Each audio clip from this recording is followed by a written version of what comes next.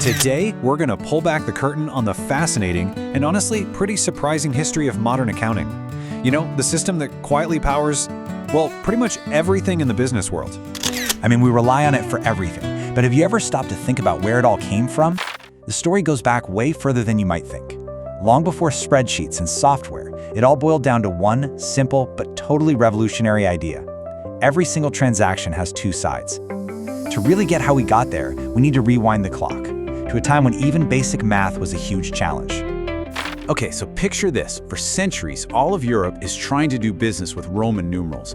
Can you even imagine trying to multiply or divide with those things? It was a total nightmare. Then, in the early 1200s, this brilliant mathematician, Leonardo Fibonacci, introduces Europe to the Hindu-Arabic numeral system. Yep, the same 0 to 9 system we use today. This was an absolute game changer. All of a sudden, practical math was actually possible for everyday merchants, and that paved the way for something even bigger.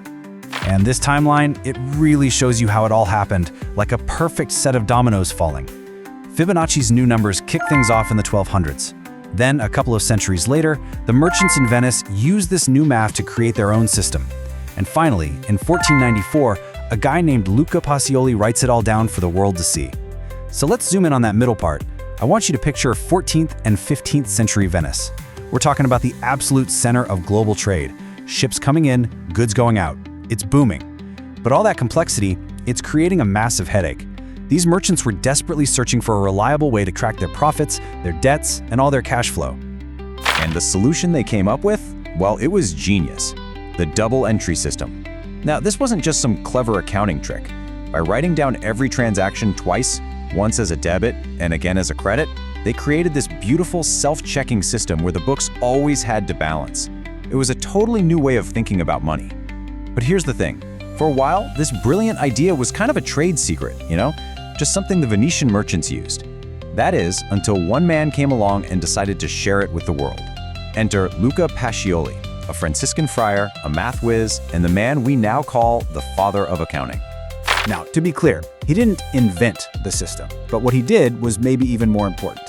In 1494, he published this huge book on math, and tucked inside was a 27-page chapter that laid out the entire Venetian method. He was the first person to actually organize it and explain it so clearly that basically anyone could learn it.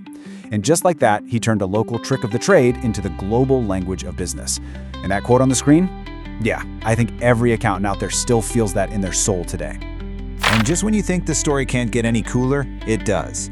Pacioli's influence went way beyond just business. Get this, at the exact same time he was writing his masterpiece, he was also the personal math tutor for Leonardo da Vinci. Yup, while da Vinci was literally in Milan painting The Last Supper, Pacioli was teaching him math. It just blows your mind, right? It shows you how connected art, science, and commerce really were back then. So from Venice, this idea of balanced books just exploded across Europe. It spread like wildfire. Germany, Holland, England, everywhere. It became the absolute bedrock for all modern financial reporting and business management.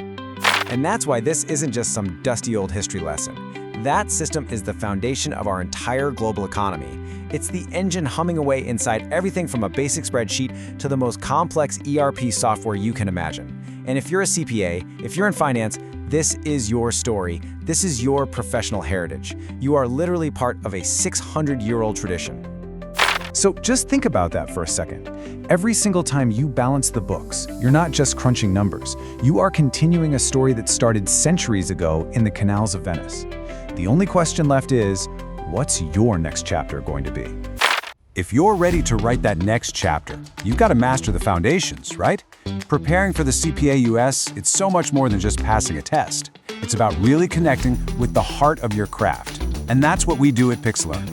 We help you get the why behind the numbers so you can build on this incredible legacy. So come on, follow us to learn more.